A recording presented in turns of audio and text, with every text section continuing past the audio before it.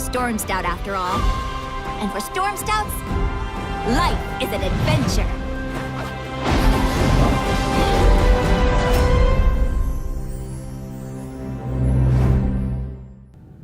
Hello and welcome to this guide for playing Lily in Heroes of the Storm.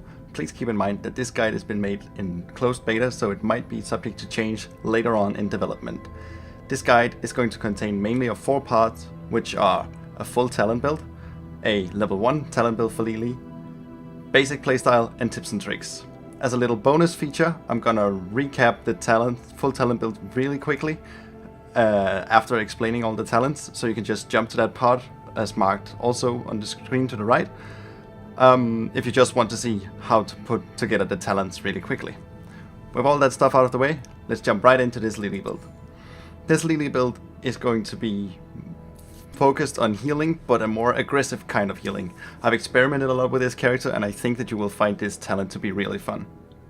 At level 1, we're gonna go with the Timeless Creature that increases the duration of your Cloud Serpent by 50%. The reason for this is because we want to combine it with our level 4 talent. Conjurer's Pursuit is nice because of mana regeneration, but it's not gonna be that nice and worthwhile. Protoss, well, Protoss, no. Healing range, I don't find that necessary. You get comfortable with how close you have to be to your friends to heal them with Lily, so extra range is really unnecessary. And we're not going to deal damage, so Gale Force is out of the discussion. Level 4, as I said, we're going to use this to synergize, so Mending Serpent is what we're going to use here. Your Serpent will heal with every attack, and since you can also put your Serpents on your friends, this is going to allow your friends to stay in the heat of battle a lot more. It's also going to help your own survivability if you're caught out of position, so I really like this talent. And later on, you're going to be able to spawn endless amount of these, which is just fantastic. Healing Ward is a very popular thing to use, and I can understand that. The thing is, I think it's too easy to kill, it has too long a cooldown, and it only heals for a maximal potential of 30% of health. Of course, for everyone in the team, which is a lot, but it's easy to kill and your team has to be within a certain area. I really don't like healing wards. Blinding Mass Vortex, Lingering Blind, whatever. We're not here to deal damage. At least not this way around. Level 7. I would say the good stuff. Extra healing over time is always good because your teammates can easier withstand some damage if they got healing over time. Also, if you heal a friend and is then forced to heal another friend, they can live that longer of your heals because they get the bonus healing over time bonus. If you haven't played Lily before, she works in the way that she heals not only a nearby ally with her healing ability, she actually heals the one on lowest HP, so you're not in control on who gets healed by your normal heal, which can make her a little difficult to play. We don't want bounces for the Serpent. We're not here to deal damage, and this doesn't stack with the level 4 talent, at least I don't think it does.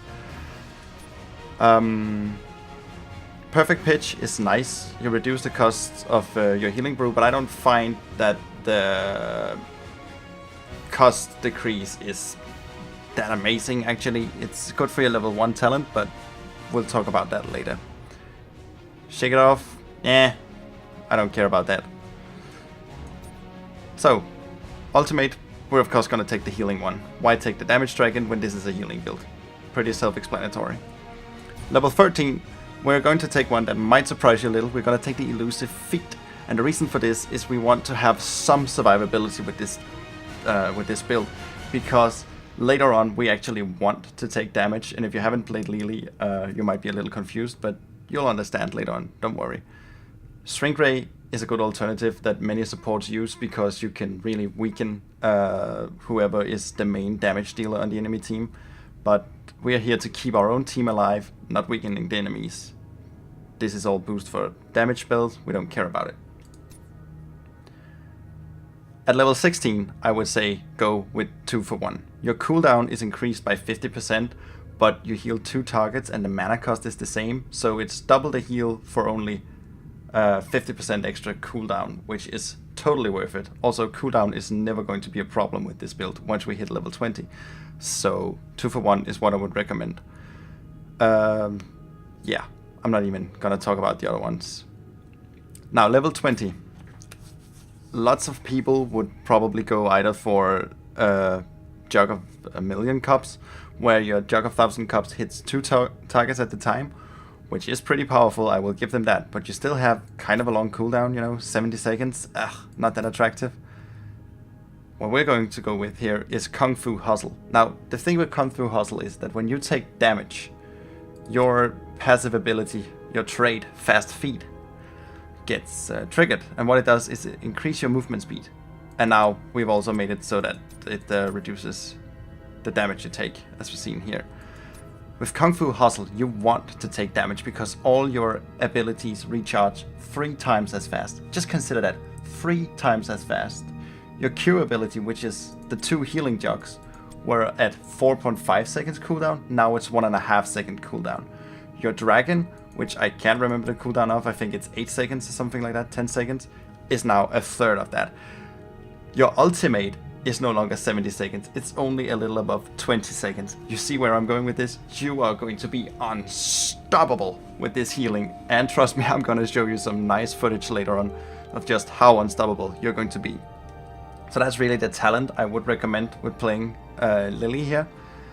So, to go for the recap, Timeless Creature to increase duration, Mending Serpent to make sure that it heals, and we get more of that increased duration.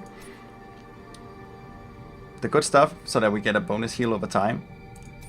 Jug of 1,000 cups, because it's our healing ultimate. Elusive Feet to increase our survivability. 2 for 1 to increase our healing even more. And Kung Fu Hustle to reduce cooldowns when in combat, and also making us an less attractive target for the enemy to attack, unless they have a lot of stun. If you haven't played Lily before, you can't make this build, but the good thing about this build is you can make it already at level 3, so you don't have to level that much in order to get to play this build. So if the first time you're playing Lily, I would recommend taking Conjurer's Pursuit. Again, you want to get comfortable with your normal healing range, since you're not going to get it increased anyway. And extra mana regen allows you to stay longer in fights, which really can be worthwhile. Level 4, Mending Serpent, just like in the original build. We want our Serpent to be able to heal our friends. Level 7, I would say the perfect pitch. If we can't heal for what we wanted to heal in the first place, we might as well take the talents that make us stay in combat longer, requiring us to use less mana. So perfect pitch is what I would recommend at level 1. Jug of 1,000 cups, you have no choice, and it's fine because it's what we want. Elusive Feet, same reason as with the full build, to increase your survivability. And level 16, 2 for 1, just like the original build, once again. And level 20, you can only increase your Jug of 1,000 cups, so that's pretty much what you're forced to go with. With all that said, let us jump right into some basic playstyle.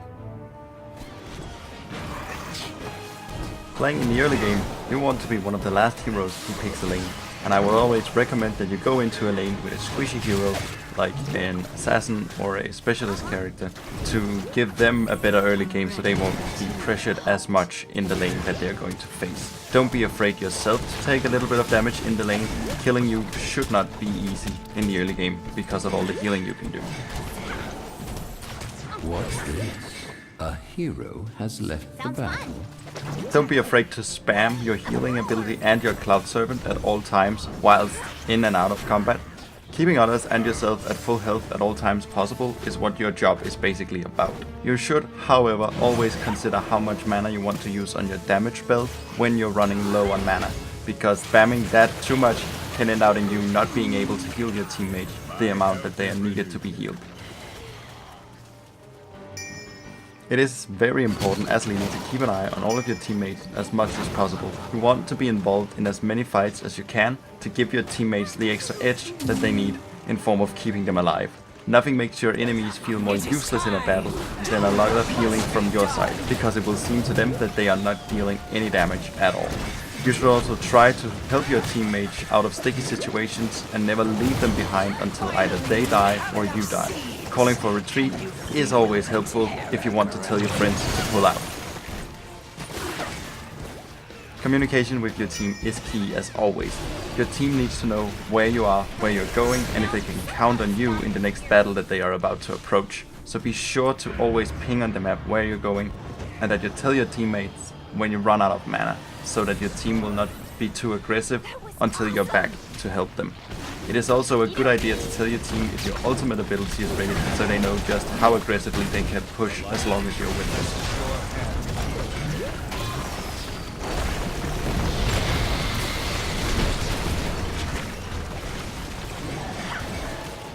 And speaking of ultimate, as soon as you hit level 10 and get your ultimate ability, you should always be aware of what enemies that can interrupt you with a knockback or stun you, because this can interrupt your ultimate since it is a channeling ability.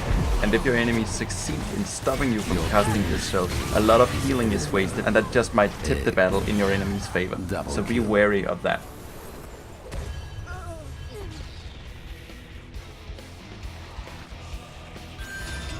Not much in the playstyle changes until you reach level 20 when you get the Kung Fu Hustle. At this point I recommend that you always try to take a little bit of damage in fights, ideally from minions.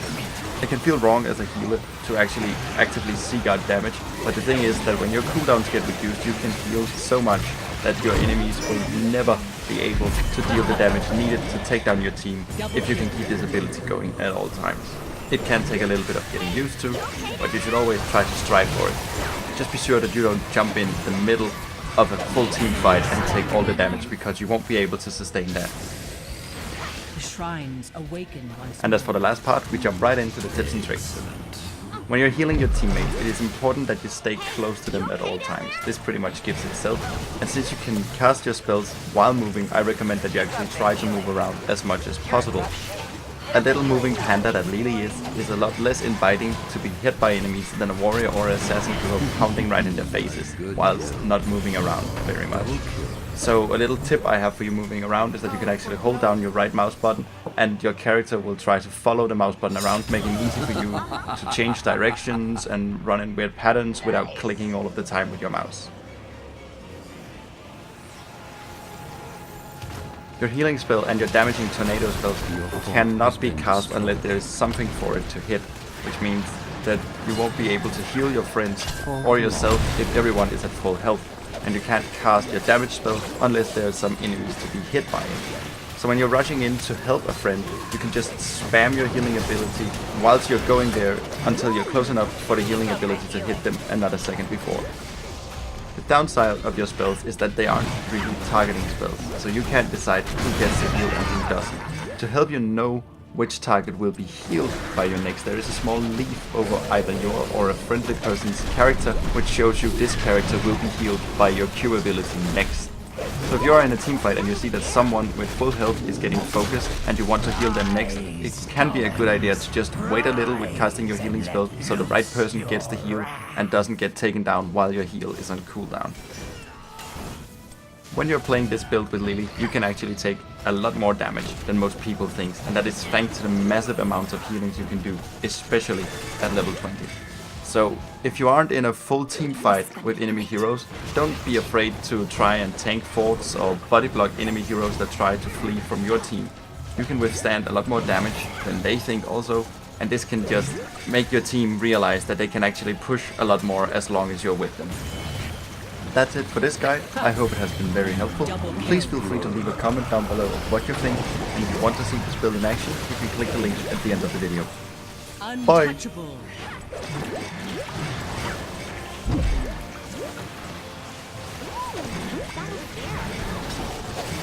Excellent work, minion.